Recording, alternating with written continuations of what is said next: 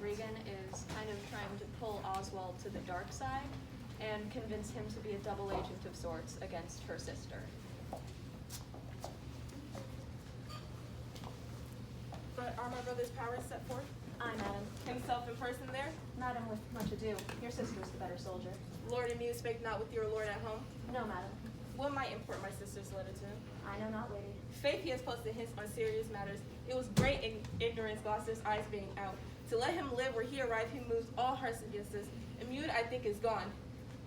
In pity of misery to dispatch, his night of life moreover to describe, the strength of the enemy.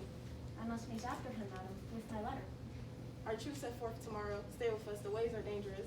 I may not, madam. My lady charged my duty in this business. Why might she write to Immune? Might not you transport her purpose by word? Be like something I know not what. Let me unseal the letter. Madam, I had rather... I know your lady does not love her husband. I'm sure of that. And at her late being here, she hath gave most speaking glances and most strange looks to noble Immune. I know you are of her bosom. I, madam? I speak and understand you are. I know it. Therefore, I advise, take this note. My lord is dead. Immune and I have talked, and more convenient is he for my hand than for your lady's.